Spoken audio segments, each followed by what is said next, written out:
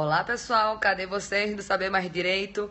Bora entrando para poder fazer uma aula hoje em relação à parte de direito administrativo, focada aqui no Saber Mais Direito, no concurso da Polícia Civil do Estado de Goiás. Bora entrando para poder fazer uma revisão de direito administrativo. Me chamo Ana Cláudia Campos, sou professora de direito administrativo e eu quero fazer vários tópicos aqui, falando para vocês quais são os principais assuntos que podem vir a cair na sua prova. Vou me apresentando, uma boa noite para vocês. Meu nome é Ana Cláudia Campos, aulão de véspera para você. Arrebentou, beleza para todo mundo. Bora fazer quórum para poder a gente entrar e para poder a gente falar desse aulão que vai ter da premonição agora em Goiás, onde a gente vai arrebentar e vai conseguir dar tua prova feita a gente deu aqui em Recife.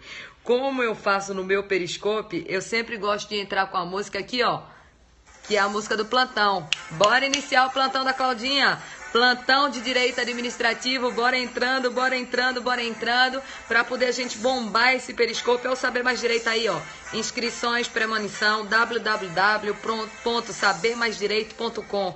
Bora entrando que a gente vai arrebentar nesse concurso pra gente, escrivão da Polícia Civil de Goiás. Manaus sempre de olho, todo o Brasil aqui no Periscope do Saber Mais Direito, hoje com revisão de direito administrativo. Vou dar minhas redes sociais para vocês, para poder a gente fazer uma visão dessa parte da prova. Então já deu tempo de vocês irem entrando. Deixa eu só mostrar aqui, ó, minhas redes sociais, para poder vocês continuarem seguindo também nos outros tópicos. Mostrar aqui. Pronto, olha, direito administrativo. Ó, nas minhas redes sociais, você encontra também vários tópicos em relação ao direito administrativo. Vídeos mais práticos, tem o Facebook, que é uma página, facebook.com/prof.anaclaudiacampos, que tem vídeos, tem dicas, tem tudo. Tem o Instagram, que é @prof.anaclaudiacampos, também tem vídeos, tem dicas, e tem meu Periscope, que é o @anaclaudiacampos. Então vamos juntos conseguir sua aprovação. Tenho certeza que você vai conseguir. Se inscreve aí, ó, www.sabermaisdireito.com. Pessoal, deixa eu começar com a revisão, que eu sei que 11 horas da noite tá todo mundo morto de cansado, tô também aqui, ó, suada, morta, dei aula o dia inteiro, mas vamos falar um pouquinho sobre esse concurso. Veja bem, a banca é a banca do CESP. Eu vou só parar um pouco de interagir aqui, de falar, só para poder a gente continuar fazendo essa revisão e não travar esse Periscope daqui. A banca da Polícia Civil de Goiás é a banca do CESP. A banca do CESP, ela tradicionalmente, ela vem fazendo provas muito bem elaboradas, provas focadas em jurisprudência, focadas em entendimento atual, questões que se renovam, não são questões tão repetitivas. Então, apesar de você ter uma noção do que vai cair na prova, você sabe que quando você chegar na sua prova, você vai ter aquele entendimento atualizado do CESP. Prova de polícia. Quais são os tópicos que sempre são pedidos? Veja bem, sempre cai pelo menos uma alternativazinha de certo a errado em relação à parte de princípios. Então, eu sei que já é batido, eu sei que você não aguenta mais, mas você tem que estudar aquela parte do LIMP, aqueles princípios constitucionais expressos: legalidade, impessoalidade, moralidade, publicidade e eficiência. Eu sei que quem já está estudando há um tempo não aguenta mais isso, mas é uma questão garantida. Então, nem que seja numa revisão rápida, faz uma revisão desses princípios constitucionais para poder garantir um ponto certo na sua prova. Falou em obediência à lei, lei em sentido amplo, está falando de legalidade. Falou em tratamento neutro, imparcial, está falando de impessoalidade. Falou em ética, falou em honestidade, está falando de moralidade. Falou em dever de dar informação, está falando de princípio da publicidade. E falou em produtividade mais economicidade, está falando do princípio da eficiência. O tópico que eu quero aprofundar com vocês hoje não é nem esse de princípios, mas princípios é um ponto certo em relação à sua prova. Sabe qual é um outro ponto certo na sua prova, principalmente em provas da polícia? É aquela parte de poder de polícia, dentro dos poderes administrativos.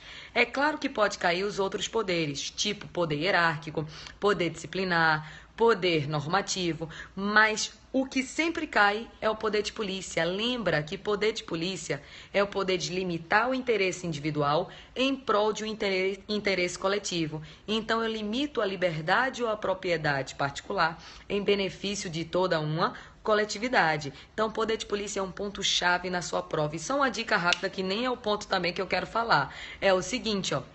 Lá no Poder de Polícia, tem uma jurisprudência do STJ que fala da delegação do Poder de Polícia, que em prova CESP já caiu em 2016, viu? Que é a seguinte, ó. Ele fala no tal do ciclo de polícia. O Poder de Polícia pode gerar atos de consentimento, pode gerar atos de fiscalização, de aplicação de punição e de criação de normas. Qual é a visão do STJ em relação a essa parte de delegação de poder de polícia? Que os atos de consentimento e de fiscalização, eles podem vir a ser delegados ao particular. Já o ato de aplicação de punição e de criação de norma é indelegável ao particular. Então, é um tópico que sempre cai na sua prova, já caiu CESP 2016 essa questão. Então, lembra do ciclo de polícia. Ciclo de polícia está relacionada a ato de consentimento e fiscalização, que pode ser delegado ao particular, mas também existem os atos de aplicação de punição e criação de normas que não podem ser delegados ao particular. Então, eu estou fazendo uma visão geral do CESP. O que sempre cai? Aquela parte do LIMP, dos princípios constitucionais expressos do artigo 37. Tem também aquela parte do poder de polícia. Deu uma visão geral em todos os poderes, hierárquico, disciplinar, normativo, mas foque no poder de polícia, que é questão certa em provas da polícia. Um outro tópico que é certo cair na sua prova é o tópico de organização administrativa. E é sobre esse tópico de organização administrativa que eu quero falar de uma parte mais, de uma forma mais aprofundada com vocês. Nessa parte de organização administrativa, você tem que fazer a diferença entre a administração direta e entre a administração indireta. Quem é que faz parte da administração direta? Sei que vocês não aguentam mais muito isso, mas vamos lá. União, Estados, Distrito Federal e municípios. Então, na administração direta, eu tenho os chamados entes políticos, União, Estado, Distrito Federal e municípios. Já na administração indireta, eu tenho quem? Autarquias, fundações públicas, empresas públicas e sociedades de economia mista. Então, aí eu subdividi a administração direta e a administração indireta. Nas provas de direito administrativo, ele não vai te fazer perguntas sobre União, Estados, Distrito Federal e municípios, porque esse tópico está lá na prova de direito constitucional. Na prova de direito administrativo, o que ele vai te perguntar são sobre as pessoas da indireta, autarquias, fundações públicas, empresas públicas e sociedades de economia mista. Só que o que cai certo na sua prova é o seguinte, aquela diferença entre o fenômeno da desconcentração para o fenômeno da descentralização. Uma dica rápida e boba para poder você perceber isso. Quando eu tenho uma única pessoa e essa pessoa reparte internamente a competência, criando diversos órgãos, consórcio público é uma espécie de autarquia, então está dentro lá da espécie de autarquia. Se o consórcio público é de direito público, é uma associação pública que é uma espécie de autarquia. Mas vou voltar lá para a desconcentração.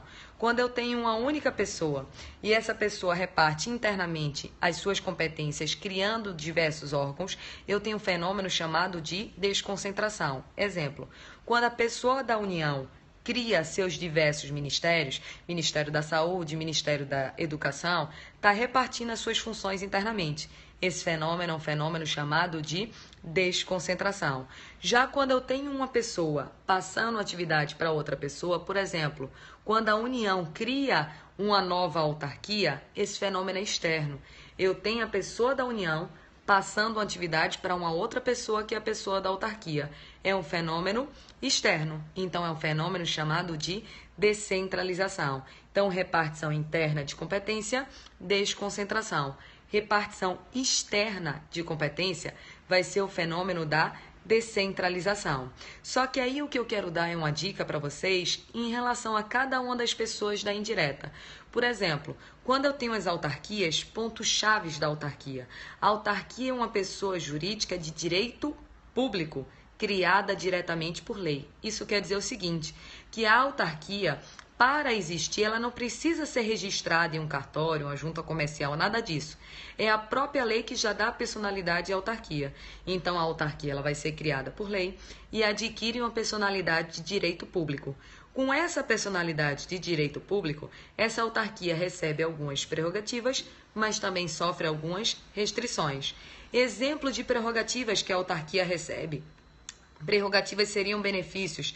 A autarquia é imune a impostos, a autarquia assina contratos administrativos, A autarquia pratica atos administrativos e a autarquia tem os privilégios processuais da própria fazenda pública, como, por exemplo, prazos dilatados e pagamento mediante precatórios. Então, olha quanto benefício a autarquia recebe.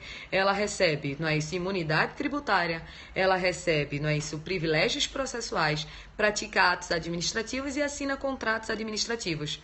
Só que, além de prerrogativas, a autarquia também sofre restrições, como, por exemplo, ter que licitar, ter que fazer concurso, ter que prestar contas. E lembra que a autarquia ela vai ser criada para prestar serviço público e não para desempenhar atividade econômica. Então, pontos chaves da autarquia. Criada diretamente por lei, não precisa ser registrada, é pessoa de direito público, com isso tem prerrogativas e restrições e ela foi criada para prestar serviço público. Saindo das autarquias, um resumo rápido de fundação pública. Fundação é reunião de um patrimônio em prol de algo de interesse público. Só que a fundação pública pode adotar o regime de direito público ou pode adotar o regime de direito privado. Se a fundação pública adotar um regime de direito público, ela vai ser uma espécie de autarquia. Agora, se ela adotar um regime de direito privado, ela, por exemplo, não vai ser criada por lei. Ela vai ser autorizada por lei. E essa fundação de direito privado, ela, para existir, precisa ser registrada. É raro cair em prova de concurso questões de fundação. Cai muito mais questões de autarquia ou de empresa pública e de sociedade de economia mista. Deixa eu falar dos pontos de semelhança de empresas públicas e sociedades de economia mista. Tanto a empresa pública, como, por exemplo, Caixa Econômica, como, por exemplo, os Correios, quanto a sociedade de economia mista, como, por exemplo, Banco do Brasil, como, por exemplo, Petrobras, são autorizadas por lei, não criadas. Isso quer dizer o quê, professora? Se elas são autorizadas por lei, elas só passam a existir quando elas forem registradas. Primeiro ponto de semelhança. São autorizadas por lei e precisam de registro. Mais um ponto de semelhança. Desculpa, professora. Desculpa, pessoal, tô saindo de uma gripe horrorosa. Então, tá, continuo gripada. Então, elas são autorizadas por lei e para existirem elas vão ter que ser registradas. Tanto a empresa pública quanto a sociedade de economia mista também são pessoas com regime de direito privado. Tanto é que quem passa no concurso para a Caixa Econômica, tanto é que quem passa no concurso para o Banco do Brasil vai ser seletista, não vai ter um cargo, vai ter o chamado emprego público e vai ser regido pela CLT. Então vamos lá fazendo um resumo. Empresa pública e sociedade de economia mista, as duas são autorizadas por lei, têm que ser registradas, são pessoas de direito privado e os empregados não têm cargo, têm emprego público e são regidos pela CLT. E uma outra coisa que sempre cai é o seguinte, empresa pública e sociedade de economia mista não se submete à lei de falências, até porque pelo seguinte, se elas foram autorizadas por uma lei específica, só vão ser extintas também por uma lei específica. Não vai existir a submissão à lei de falência. Alguns pontos de semelhança dentro da proposta aqui de revisão rápida. Pontos de distinção. Empresa pública só é formada por capital público. Já a sociedade de economia mista, misturado. Misturado público com privado. Eu li aqui um negócio rápido de regime híbrido. Empresa pública e sociedade de economia mista tem um regime de direito privado, marca assim. Se disser na sua prova que o regime é híbrido, tá certo. Porque o que seria híbrido? Eu uso ainda algumas normas de direito público.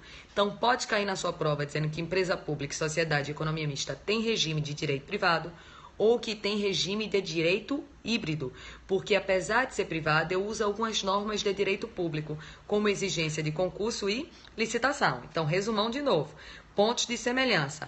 Autorizadas por lei, elas vão ter que ser registradas, são pessoas de direito privado ou de direito híbrido, e as duas não se submetem à lei de falência, e eu tenho empregados públicos submetidos à CLT.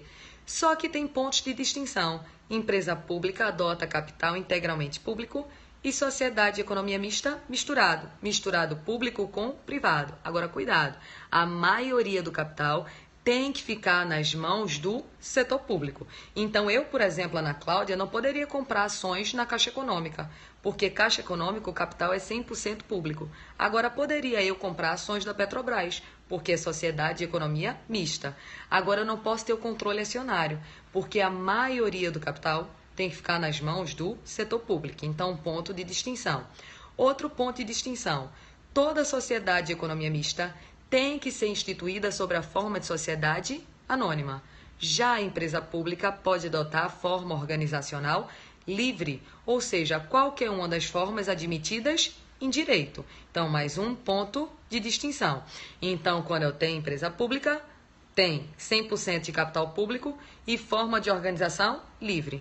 Sociedade de economia mista, maioria de capital público e maioria de capital público e elas só podem adotar a forma de sociedade anônima. Dentro da proposta de revisão, era isso que eu queria ver com vocês. Então, vamos voltar para o resumo do edital. Pensando em um edital da polícia, quais são os tópicos que sempre aparecem, principalmente numa banca CESP? Princípios constitucionais, sempre aparece. A parte de poderes administrativos sempre aparece, principalmente poder de polícia. A parte de organização administrativa, que foi essa parte que eu falei de uma forma mais geral para vocês, estuda sempre desconcentração, descentralização e as pessoas da indireta. E outro tópico que eu apostaria como certo para a prova de vocês é a parte de responsabilidade civil do Estado. Em prova da polícia sempre cai responsabilidade civil do Estado. Você tem que... Minha gente tá péssimo, né, com a gripe, mas vamos andando, né? Desculpa, vamos continuando. Então, responsabilidade civil do Estado sempre aparece também em provas da polícia. Se liga bem naquela parte de responsabilidade por ação e responsabilidade por omissão. Por exemplo, quando a administração pratica um ato e ela, por exemplo, venha prejudicar um particular, o particular ele pode vir a processar o Estado provando que existiu o quê? Ato, dano e nexo causal. Na responsabilidade civil do Estado, não se precisa provar que a conduta foi dolosa ou que a conduta foi culposa, porque a responsabilidade ela é objetiva. Então, eu aconselho dar uma lida no artigo 37, parágrafo 6º da Constituição. O que esse artigo ele diz? Que as pessoas jurídicas de direito público e as de direito privado, prestadoras de serviço público, respondem pelos danos que seus agentes causarem a terceiros. Então, nesse ponto daí, ele está falando da responsabilidade objetiva, que o particular que foi prejudicado vai ingressar com ação contra o Estado, provando que teve um ato, que ele sofreu um dano e que entre ato e dano existiu nexo causal. Pronto, como regra, o particular recebe uma indenização, já que a responsabilidade do Estado ela é do tipo objetiva. Só que cuidado com a coisa. Se o dano que o particular sofreu foi por uma omissão do Estado, as omissões seguem a regra da responsabilidade subjetiva. Ou seja, se o particular sofreu por uma omissão do Estado, ele teve que provar que existe um ato omissivo, um dano e um nexo causal e que a omissão do Estado foi uma omissão dolosa ou pelo menos culposa. Então, danos por ação, responsabilidade objetiva. Danos por omissão, exatamente, segue a regra civilista, porque a responsabilidade vai ser do tipo subjetiva. Então, você que vai fazer o concurso da polícia, foca bem nesses 4 tópicos. Princípios, poderes, organização administrativa e responsabilidade civil do Estado. E eu tenho certeza de uma coisa, que você vai detonar na sua prova. Seja ela da polícia, seja ela qualquer outra prova que... Isso que eu falei aqui, eu estou focando na polícia, porque nós vamos fazer o aulão da premonição em Goiás. O pessoal do Adelante e do Saber Mais Direito vamos estar aí em Goiás para poder fazer um aulão presencial para você passar. Mas é claro que isso que eu resumi aqui para vocês serve para outros concursos, para concurso de tribunal, serve também para concurso de Ministério Público, qualquer outro concurso que você vier a fazer. A proposta de hoje foi uma proposta de fazer, logicamente, uma revisão rápida para poder apresentar para vocês alguns tópicos de direito administrativo. Se você quiser continuar seguindo, olhando dicas, eu tenho também um projeto diário de dicas rápidas lá no meu Facebook e lá no meu Instagram. Deixa eu só mostrar para vocês aqui, ó. Aqui, ó. Lá no meu Facebook, facebook.com/prof.anaclaudiacampos. Instagram é o @prof. Ana Cláudia Campos e meu Periscope é @Ana Cláudia Campos. Se você começar a seguir essas redes sociais, todo dia eu tenho dicas, eu faço vídeo com dicas rápidas para poder você sair revisando essa parte de direito administrativo. Se inscreve do Saber Mais Direito vai estar fazendo. Vou estar com a equipe top aí em Goiás para poder a gente tentar adivinhar a tua prova e matar de novo as questões como a gente já matou aqui na Prova Delegado em Recife. Então eu agradeço a presença de todos, vou deixando um beijo para as meninas, um abraço para os meninos e até nosso próximo encontro. Tchau, pessoal!